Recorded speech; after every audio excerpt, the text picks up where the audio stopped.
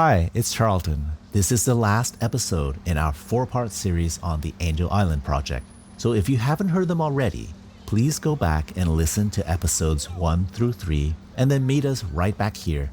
My name is Matthew Ozawa, and I am the stage director for the New York premiere of Angel Island at BAM, produced by Beth Morrison Projects. And let's also, I think, because we'll probably have some street noise and stuff, maybe you can just set the scene for us. Where are we right now, and what stage are we in the production?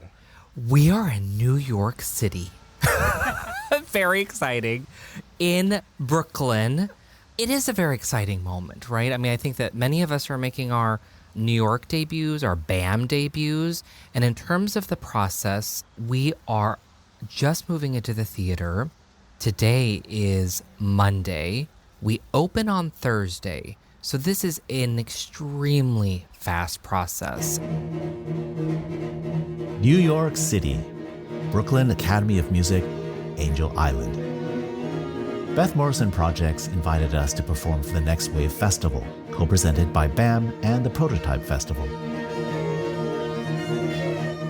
I'm originally from California. So I was born in Los Angeles. I'm fourth generation Japanese American, and I've worked at San Francisco Opera frequently. I had no idea that Angel Island existed until Huang Ro told me about this piece.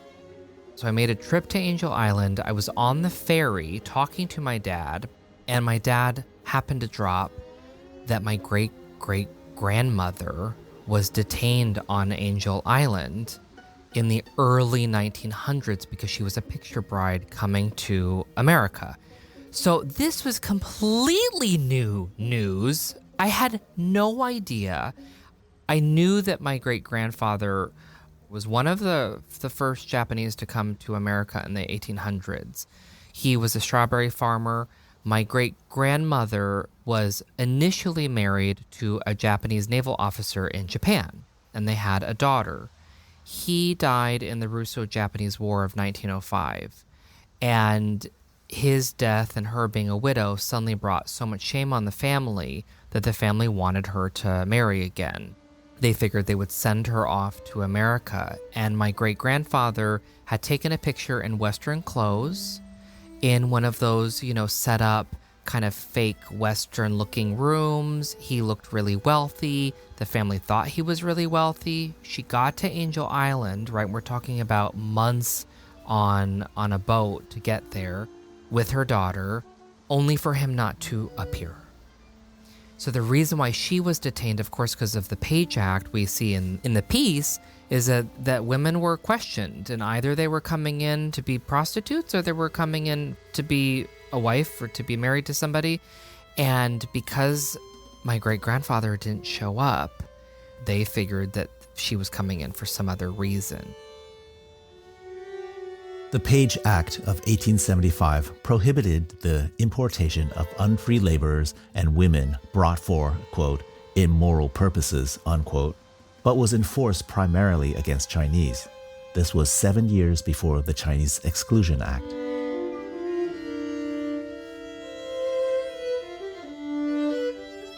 Great-grandfather eventually showed up with his buggy and horse cart weeks later, and she was then released from Angel Island, and apparently she would always complain about him being late in this one moment. But there's an incredible picture of them in the early 1900s in front of this farmhouse where clearly she's not very happy because, as it turned out, he was completely poor.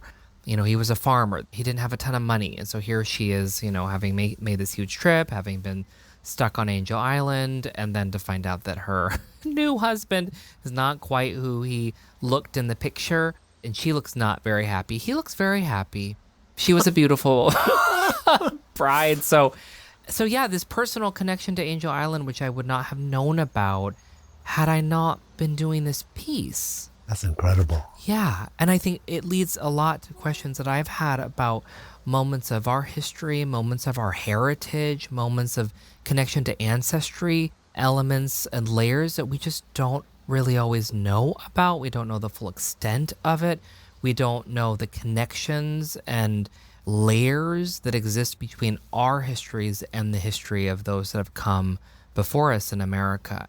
And so, in a sad way, the exclusion is kind of a reminder of what is at the bedrock of current topics that we're grappling with in the US. The idea of immigrants coming to the country is not new, but the fact that we as a nation continually view those coming in as another and have to kind of group them up based off of race or ethnicity to either exclude them or send them away or put them somewhere.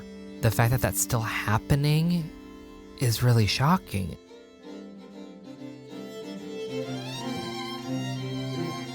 From the Del Sol Quartet, this is Sounds Current, Angel Island. I'm Charlton Lee.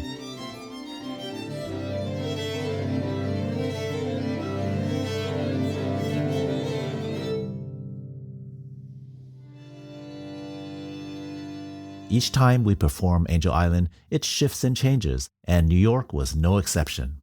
What was remarkable was the heightened level of theatricality that Matthew Ozawa brought as the stage director.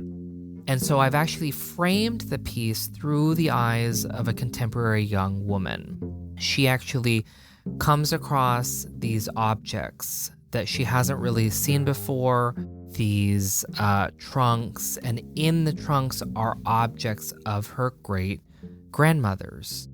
Maybe this young woman had no idea that this history existed, and as she's opening the chest up, finding pictures, finding newspaper clippings, finding a journal, finding things that start to become sources of information for her to learn from, as heard through her great-grandmother's voice. And as she's starting to open the journal and look at the pictures, this is when the ancestors start to appear and take her on this voyage, not only into different aspects of the Chinese American history and experience, but also takes her on a journey of what she, as her great-grandmother, went through as a woman coming from China across the ocean to Angel Island, what that experience would have been like, and using those poems as a source of exploration. Of course, by the end, by the time you get to scene 8, she has gone through so much. And at that point, the community has kind of rallied behind her to say, despite all of the trauma, despite the exclusion, the prejudice, the racism, we as a community have to come together, that there has to be hope, that we can change the future, that we can ignite that change as individuals and as a community. And that really wanted to be a part of the narrative versus it only being all we do is experience trauma. Yeah, the story of Angel Island, the production, it's focused on the Chinese American experience of immigration, but the larger story is the story of immigration itself, which is global. Right, and I've been speaking a lot to the cast about everything that's currently happening right now with all the immigrants coming in from South America. You know, here in New York, the fact that they're all being bussed up here and then just sort of let out, and the city itself in conflict as to how long they're going to keep people in spaces. They're sending them back on the street. What happens with mothers and children? You know, these individuals are in a complete state of limbo. And I think a lot about them in relationship to those that were on Angel Island in that state of limbo. Here you are on this island. You see freedom on the other side. It's beautiful. It looks gorgeous. There's water. The nature's so beautiful. And yet you're stuck. You're imprisoned. You thought that coming to America was going to be the fix. You thought that, you know, America was going to open the doors to a better life. And here you are stuck. Here's Andy Wong and Jenny Lim. I think I'm still curious about where it will all go. One of the things that I think really interested me in your project is that it was an oratorio before it became an opera. And I love the idea of taking something real and then figuring out how far you can push it in the storytelling and yet have it still be true. You know, it's all an adventure. I'm kind of a collaborator, like interacting with other people's creativity spurs me to become creative and more open. I think The process for a successful collaboration is to have as much openness as possible and listening to each other. So knowing these stories, and holding each other's stories, I think we can discover some truth. I'm always looking for the truth. You know, we've made ourselves to be so separate from each other and so antagonistic towards each other. And a lot of it has to do, I believe, with capitalism. It's like, oh man, like the Buddhists call it the three poisons, you know, greed, ignorance, and desire. And there's so much desire that when do we stop and just be content and find that inner peace? So yeah, I think maybe we could find what real inner peace it means through our music, through our poetry, and then we can let someone hear what that inner peace could be like in their life, you know, no matter what they're going through. You know, they just lost a child, they've lost their homes. There's so much loss, there's so much grief. Where do you find the ability to survive and still maintain your sanity, your inner peace? I think that's our job, to be able to find that for ourselves and for each other. Otherwise, there's just no hope for us. Yeah, and I think it's been so interesting to see how poetry has really been a balm for people in this time of uncertainty. It also makes me wonder, what are the uses of art beyond just going to a show or going to a concert? That I really believe that the arts have this ability to help people heal and deal with things. A piece like Angel Island, you know, you might not be Chinese American. You might not even know anything about Angel Island, but hopefully you'll be moved by the music, by the sounds, by the colors and the lights. And I think about art as a tool for helping people to feel. And in this day and age, it's really important that we take the time to enjoy a long, complicated story or a piece of music that we don't quite get. Especially in this age of uncertainty and, you know, trouble.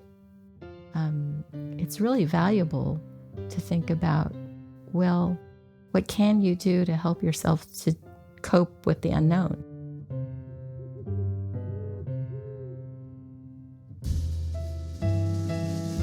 Here's Casey Dexter Lee, Angel Island State Park interpreter. You know, I came here when I was 24 and not long out of college, and grew up in a very rural area without a lot of cultural diversity or ethnic diversity, and having, you know, your eyes opened to the wider world and different experiences. And maybe it's not your story or your family's story, but to take a moment and hear about someone else's experience and have some empathy for those experiences.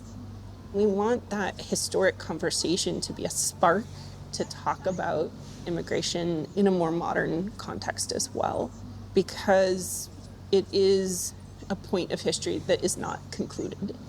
Immigration is something that's happening today, it's going to happen tomorrow, and everyone agrees that they don't like how immigration works now. But very few people agree about how it should work.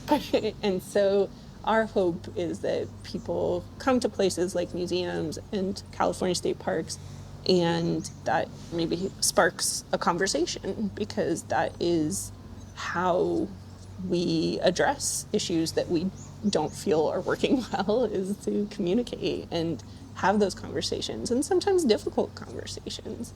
We want to have these safe spaces where that type of conversation can happen.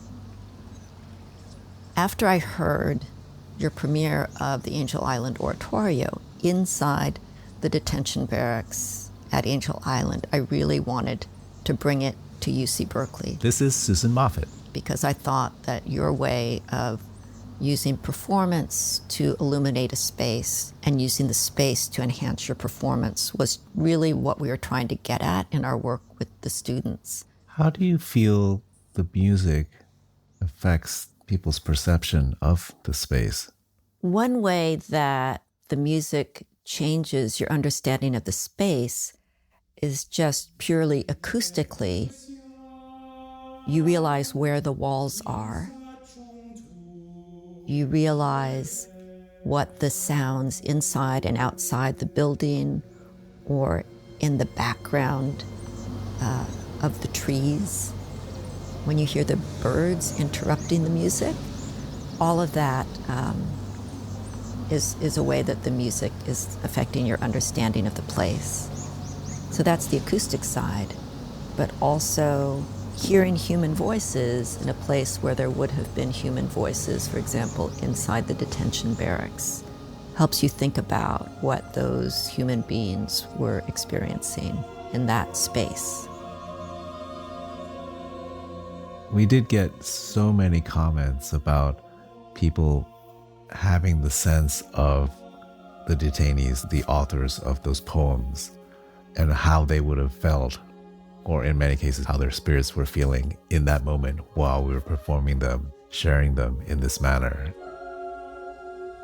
For me, certainly, after performing there, coming back to that space feels very warm now. It feels like there's something cozy and familiar, as opposed to the first time I came there, and it just felt so stark, and you felt the misery of the people there, and you felt how cold it was and drafty and how difficult the situation was for the detainees. And yet now when I'm there, there's also this warm side where it's like, okay, I'm at peace. I almost feel like we perform some kind of ritual where these people can let go of that awful experience. And it's like, look, we've transformed it now into a piece of art, and they can smile down at us.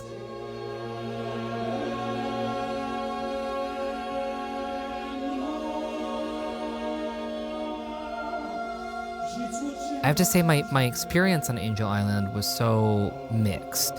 Here's Matthew. It really was all these juxtaposition feelings and emotions, because those coming to the island, a lot of them were going there for nature hikes and all these beautiful things. And I did take a walk on the island to the very top, and it just was so gorgeous. And yet I kept thinking, what would it be like being stuck here? And then when you make your way to Immigration Station, there's something about walking into the building that you feel the presence of those that have come before. And I think it is because of the weatheredness of it, but really because of the carvings in the wall. There's something about the energy of what it would have taken to carve these poems into those walls. Then for officers to say, hey, this is graffiti, we're gonna, putty over it and paint over it. And you see different forms of what erasure. And you think about the hundreds of thousands of people that went through there, and you just kind of feel like their energy is still present. And that actually became an inspiration, not only a visual inspiration, but an emotional inspiration for what became the concept for my production. So I wanted to bring the idea of the ghosts, the ancestors, our heritage to life in a ritualistic space. And I think about that a lot too, that our ancestors, our histories are in the fabric of everything around us. We think it's just a building, we think we're just kind of living our everyday life, but everything that exists happened because of someone else's labor or work or efforts. Lived experiences and journeys exist in the fabric of every area, every city, every country, and we as humans are like walking in spaces that other people have already walked in. And so there's something about bringing that into the staging of Angel Island here in New York that was really important. I mean, we were literally breathing the same air that they did. Same air. It's like the same molecules. Exactly. Like standing there was when I saw it. And I was like, oh, my own great grandmother was in here. And to even know that Angel Island will still be there after we all pass.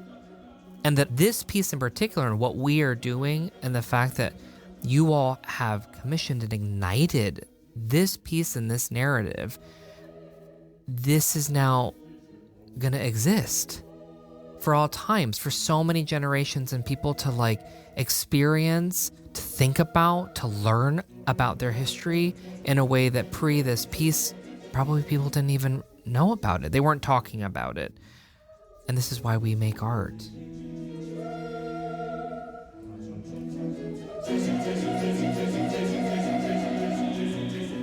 Here's Sid Chen from Volti. We often don't hear about our family histories. They're simply not discussed. They were traumatic times. They were awful times. Like, I'm thinking about my parents. So my parents are in their 80s. They were children when this happened. This meaning World War II, the Japanese aggression in China, followed immediately by the revolution and all of the violence and displacement that happened in that period. They don't want to talk about it. They have never had any mental health treatment options to deal with the trauma of that time. And we don't have the framework of historical understanding, of cultural understanding, that when there's a language barrier, all of these things prevent us, meaning our generation, from understanding what they went through and what their histories are. So getting back to the piece, this piece gave me an opportunity to ask some questions about how does my own family history lay onto this history? In what ways does it overlap? In what ways does it not? Yeah. My father was the opposite. He liked to spew. Oh, really?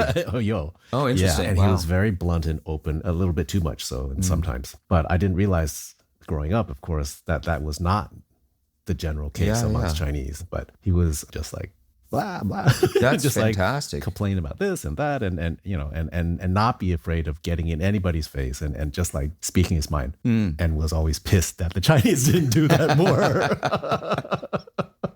Well, I think that as our parents are now at that age where they realize that their stories are going to go with them unless they write them down or communicate them somehow, I'm just seeing more openness in general to saying, oh, yeah, let's not forget these things. Yeah, my mom never really talked about her past much, except that I think this last Christmas, my girls started asking her, and all of a sudden she's like going, blah, blah, blah. I was Amazing. like, whoa. And I just like texted them from the other room, record all this or take notes. Yeah.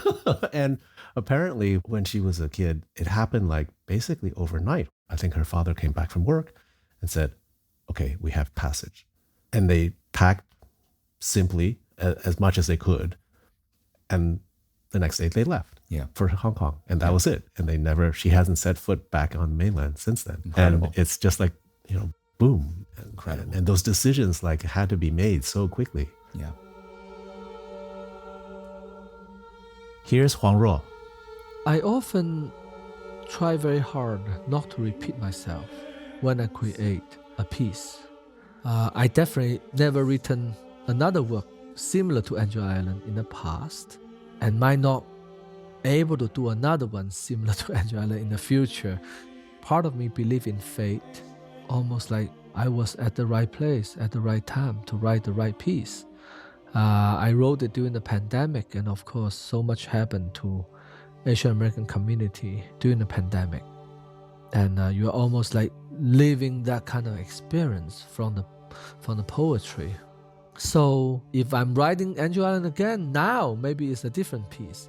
But personally, I feel proud of what I created.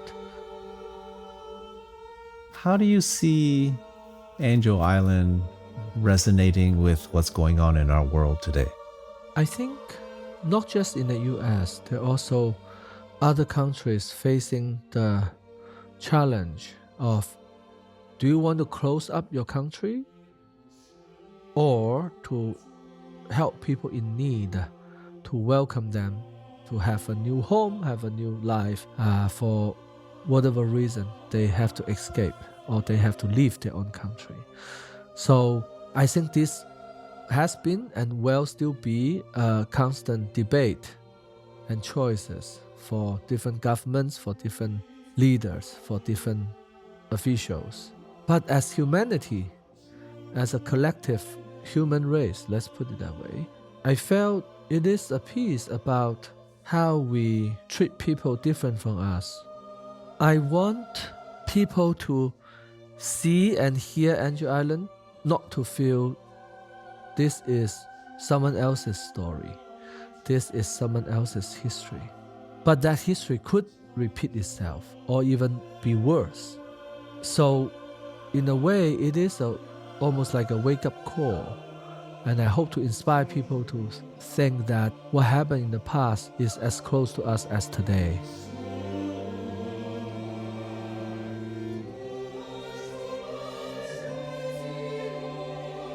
I have a bit of an allergy to the historical political oratorio as a idea. To me, it feels very totalitarian. It feels like the sort of thing that doesn't appeal to me as art. Here's Ben before our performances at BAM. Sort of like when I see a big marble monument, of some guy on a horse or something. It's like, what. So that was a concern of mine as the project was getting started. But the poetry is all very individual and personal. It's very just someone's lived experience. I mean, of course, everyone's lived experience is impacted by all these big forces around us. So the sung part doesn't have any of these big words. I mean, no one's talking about revolution or, whatever big words that we bring out when we do politics, right? Those big words are in the racist screeds. So the big ideas, the big political statements are deceptive, whereas the personal stories are available and we're able to empathize with them and think because of hearing them. And I find that very appealing, and I don't feel that sort of oppressive weight of the political oratorio that's telling me how I ought to think. And I think that's a really wonderful aspect to the piece. We haven't really talked about the structure of the piece yet. There are now 8 movements. The odd number scenes refer to historical source documents of events like the Los Angeles Chinatown riot and lynchings of 1871. The Page Act-inspired interrogations questioning the morality of Chinese women, and an anti-Chinese immigration screed. These are written with strong political beliefs, harsh language, and music that feels stuck or claustrophobic. She had to submit an official declaration of purpose in emigration. The even-number scenes set the Angel Island poetry. They are lyric, lush movements sharing the full range of emotion and thought, and what the detainees would say to their families if they could. Yeah, so the poetry is so intimate and personal. You have this sort of scene setting, but it still leaves so much space as an audience member for your own personal experience, interpretation, ideas. I appreciate that it doesn't say you need to think this or you need to decide this. And how that space, I think, is really important for me in allowing the audience what action they want to take or how they want to feel. I know that the movement with the megaphone is basically a racist rant from this text from, I think, the late 19th century. It's oppressive. And I had a friend who came and she said, I wanted to run screaming out of that room. I could hardly stay in the room. And yet then Laura counters that with this music that's like so, I think, so beautiful. And I think that is that power of the work. And the pieces, it's both, where like beauty and the personal nature of it, personal stories of these people who are detained there. And, us too, getting to meet somebody like Andy, who's a descendant, Jenny, who's a descendant, how their personal histories were affected and changed because, their parents, grandparents were detained on the island. But then, it does go back and forth between putting into the context of politics, but then also making that connection between those political laws and acts that were put into place that directly affected the people because they were detained on the island, and kind of the aftermath of that until very recently in the 60s when the effects of that lifted and my parents were able to immigrate to the country because of that. If the Hart-Celler Act didn't happen, then we wouldn't have been able to come. The Hart-Celler Act of 1965 abolished the existing immigration quota system, thus removing the last vestiges of the Chinese Exclusion Act. And that's why I think the work is so powerful, because it's not just about, beautiful music. It's about actually looking at the hard decisions that were made as a nation in the past too. And then, there is room for people to receive a lot. I think Ben wanted to say something. something. It's saying really silly, so you No, say it. We want to hear the silly part. My daughters said something that I thought was the world's worst marketing strategy, and it sounds like a bit like us. So, she hears me play the violin a lot, and she sat down at the piano and she's 4, and she was doing some, very expressive playing. And then I clapped, and she told me, my next concert will be even longer and sadder.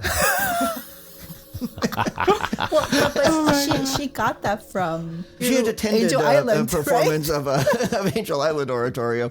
And I was like, we should never use that in our, but we sort of are. Longer and sadder. Yeah. So what are the audiences receiving from this piece?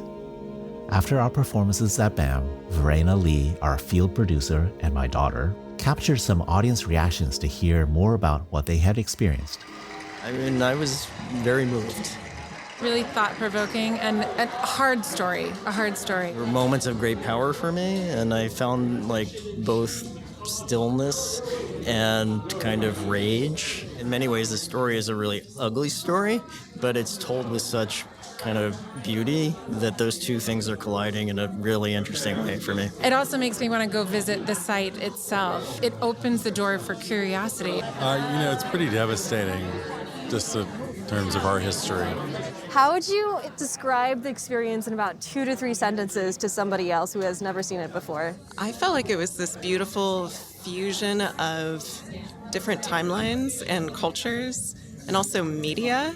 So reflecting on not just even a single moment of history, but a legacy of a whole people told through dance, told through contemporary song, told through classical music, and through video, kind of a kaleidoscope of different perspectives on how the Chinese have been oppressed in America. We have to acknowledge all the mistakes the government made, and we hope we can learn all the mistakes and celebrate that we can retell the story with great music, dance, and performance.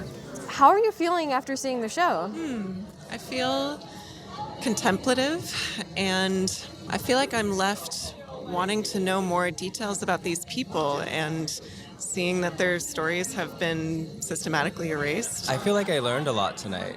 I wasn't quite aware of the history that I was learning and just the emotional journey that it took me through. I feel like I got a lot of waves in a really emotional way. I'll also add that in the learning, in the journey of the work, there's a lot of kind of stimulation into what's still unknown in terms of American culture, and it's allowing a lot of processing and invigoration to do more research, and not only just in this Asian diaspora, but of all different minority or oppressed cultures. So that I think there's a lot more that can be unearthed. I think it's a meditation on the impact of immigration restriction that's very universal and contemporary because it's so specific. I grew up descendant of incarcerated Japanese Americans, so my aunt was a social justice worker and protester from a young age, and I grew up playing in her Japanese drumming ensemble, so she taught us about what happened to the Chinese community that led to what happened to my family and their experience, so as not to let it happen again. I thought the music, it was so kind of hypnotic and trancing in a way that I felt like allowed the story to come to life. Yeah, for me, I wasn't taught this in history. It should be brought to light. I'm glad to have seen this tonight. It's hard, and it's true. Yeah, my grandparents came through Angel Island, but I've never been there myself. And I know, like, these stories, I've read some of the poetry before, but I've not seen it kind of like actualized in kind of an artistic form at this scale before. And that was quite moving for me. Yeah. And then do they talk about it at all? I'm assuming that's not something that was brought up. My grandparents passed away a while ago, and they Okay, didn't speak English, and I didn't speak Chinese, so I never kind of really got to know that part of them. Art is such an amazing medium to give us like space to breathe and like process like generational trauma, and like these are things that like our parents and our parents like never talk about, and like it's just wonderful to have the opportunity to like give us space to think and process and like feel, because I feel like generationally it's like we try really hard not to feel, and so I really appreciated the space to do that.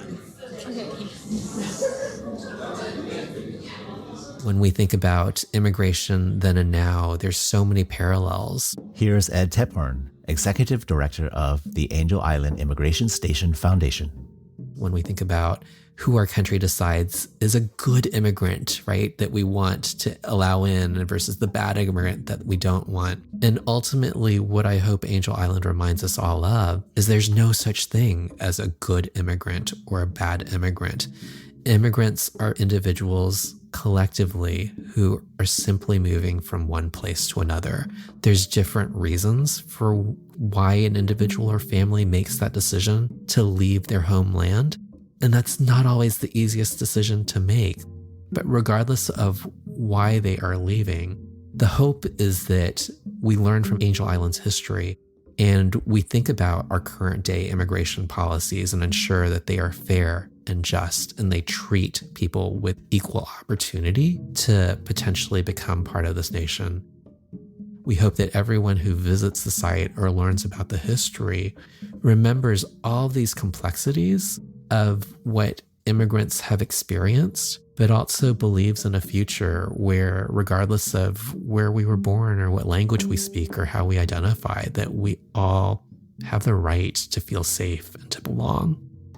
We all live in a capital C community, and the more that we can learn about each other's histories and current realities, the more of a chance we have to build a future where all of us feel included and feel that we have an equal opportunity at success, at thriving, at health.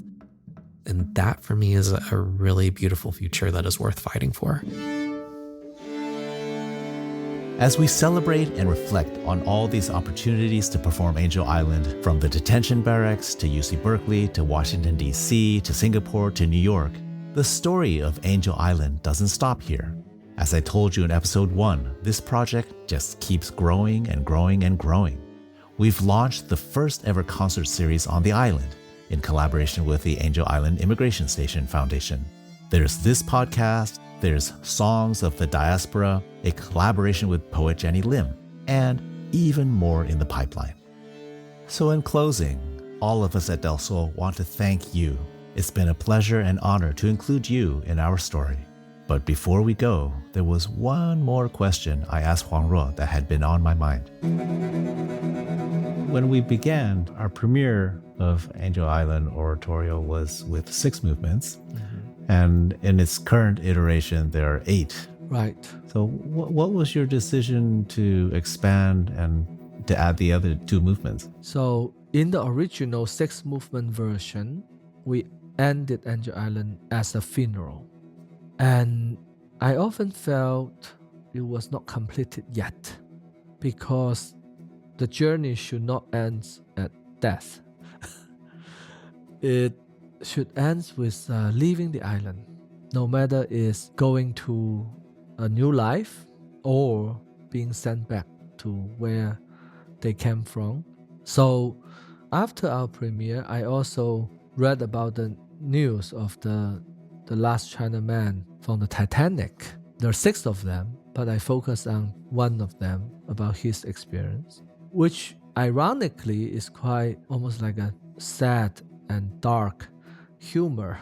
In that sense, he was saved by the last rescue boat. They saved his life, but he was refused to be allowed to enter the U.S. custom when he arrived to the Ellis Island because of the law, because of the Exclusion Act.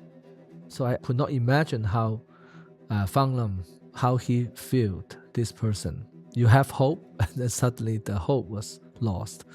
So that was the 7th movement. It's called The Last Chinaman from the Titanic.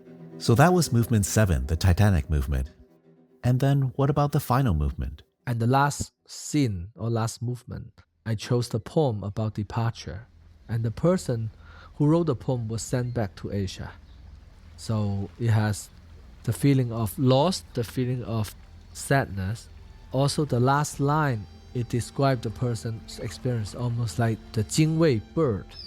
The Jingwei bird is a bird that every day carrying a rock or stone, trying to fill up the ocean. So the person was saying everything happened to him is like useless and waste of, so much effort and energy, but doing something fruitlessly.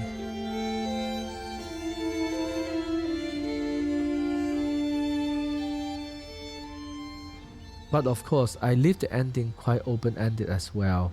I have the vocal ensemble to sing and walk into the audience, symbolizing the detainees enters the public life, the American life, after they enter the U.S. And when they go into the community, go into the audience, I also hope the audience will feel their story is also part of our story, it's part of our life. And they are in among us.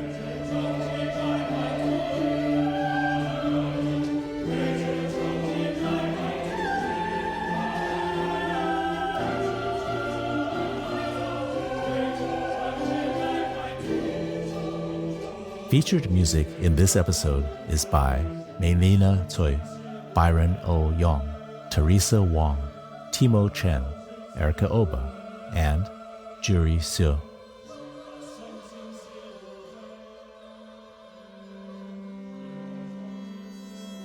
Sounds Current is a production of the Del Sol Quartet and the Del Sol Performing Arts Organization.